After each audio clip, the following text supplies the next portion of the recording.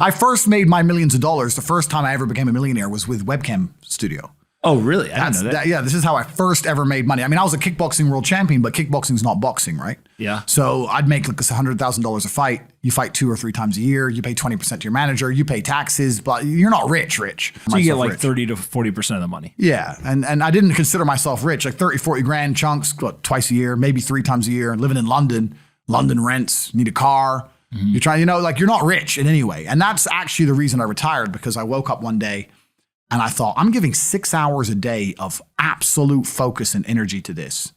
And I believe I'm smart enough that if I put that much tenacity into something else, I can be a multimillionaire. I truly believed that. I was like, I've realized now I've reached the pinnacle of kickboxing. My choice is either to change over to MMA, which I was offered to do earlier in my career, but at the time, the kickboxing contract paid more money. I had to pay the bills, so I went with kickboxing.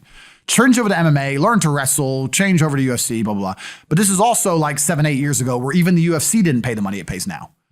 But the UFC still doesn't pay that much money from what I understand. No, if you're like top 5 or champion, yeah. But most of the dudes you're going to see there in the prelims, they're getting 10 grand a fight, 9 grand a fight. It's nothing, right?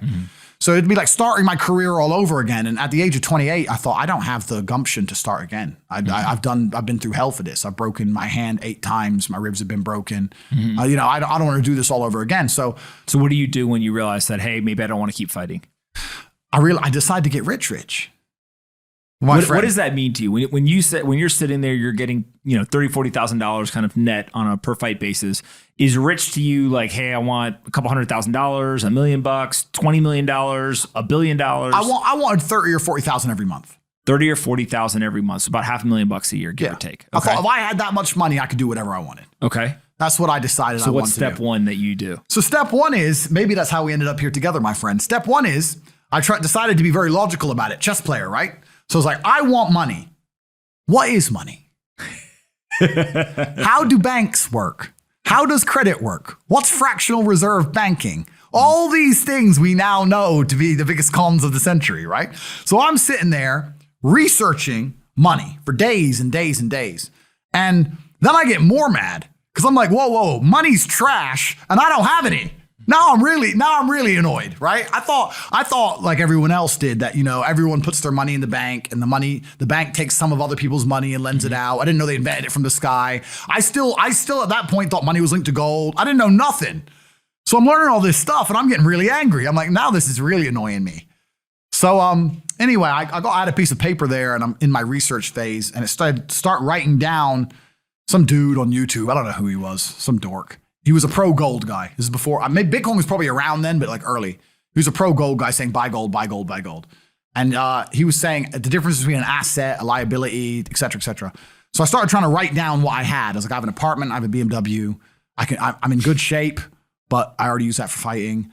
What can I do? I can play chess. I'm just writing down the things I have and what I'm good at. And then I kind of realized, I was like, I've got like 8 girlfriends. But because I was traveling the world, and if you win, you get a ring girl. It's kind of like she's banging the winner, right? You win a world title, you get to choose the ring girl you want. It's pretty easy, right? So I had a girlfriend in Slovakia, I had a girlfriend in France, I had a girlfriend in England, all these girlfriends. Do they know about each other? No. Okay. But they find out pretty soon. So I had all these girlfriends, so I'm like, maybe I could open a strip club and like be a pimp, and, be a gangster about it, And then that opening strip club that's literally the first thing you thought about was open a strip club? Well, I thought I have these beautiful girls. How can this is before like Twitch existed. So I was like, what can I do with these hot girls? I was like, it's just an asset, right? There's these girls and a lot of them were messaging me. They thought I was this millionaire world champion. They all wanted to come London, live with me and thought I was a big boy millionaire and all this stuff. So it's like they do because of social media. Well, partially because of that. And also because they met me. I turn up, I fight, I win the world title, I leave. We're texting each other. They assume I'm this big boy, right? So I'm kind of like, what am I going to do? What am I going to do? I thought, man, I investigated strip clubs, way too much money. But this asset class of beautiful women was kind of on my mind for a few days. And then by absolute coincidence, I stumbled upon somewhere on the internet. I was on one of those websites where you used to download like free games and bullshit from. And in the corner somewhere it said, hot girls want to talk to you now or something. I said, hot girls. So I clicked on that, not because I was interested, but because I thought I have hot girls. And it was one of those webcam websites. And I was like, so these girls sit here and talk to dudes for money.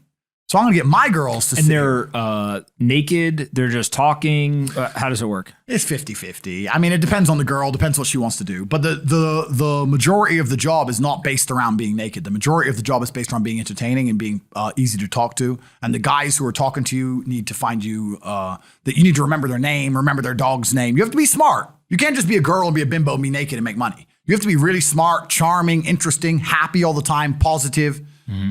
And I thought, I'm going to try this. So I messaged all 5 of my girlfriends, told them I had a job for them, explained to them what I was going to do. I was going to launch this company.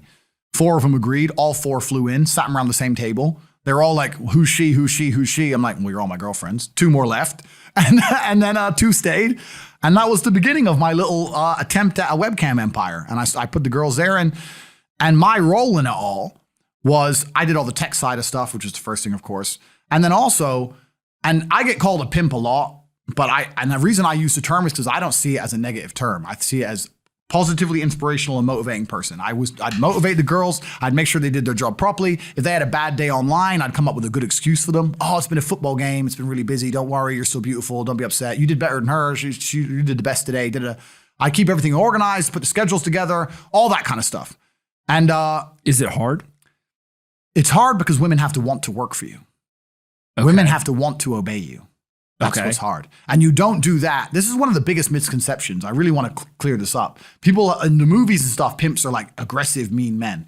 Complete opposite. Pimps are more like James Bond. James Bond's a pimp. He sleeps with a girl to get information. He doesn't care about her.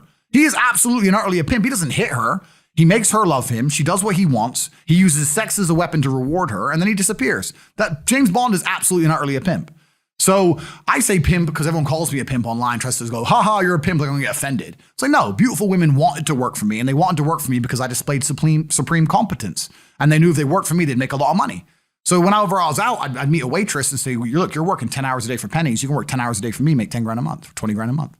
And over time, I just built up this big little empire of webcam girls. At one point, I had 4 locations, 75 girls working for me.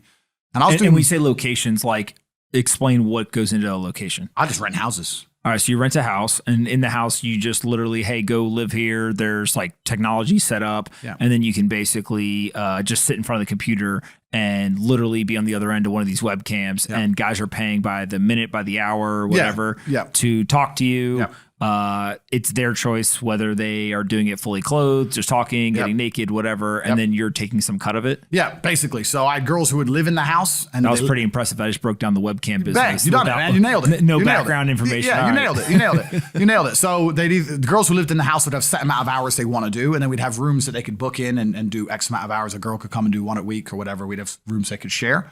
And then, very much exactly like you said. They'd go online, they'd do their hours, they'd have their regular customers, they'd get their money. And then I'd take around half of the money, around 50%. You take 50%. Around 50%. Okay. Is that high or low compared to the rest of the industry? I'll tell you why it's very low. It's low because every time a girl would quit and try and do it by herself, she'd make a fraction of the money overall because she hasn't got the instruction. She hasn't got the motivation. She's just lazy with it, right? And women have a very different mentality to money than men. If you show a woman how to make $1,000 in an hour, she'll think, I only have to work an hour a week. Whereas if you show a man how to make $1,000 an hour, he thinks, I can make $18,000 a day. That's the difference between us. So if I had a girl working for me making $20,000, she got 10, I got 10. If she quit, she'd make 3 for herself, if that.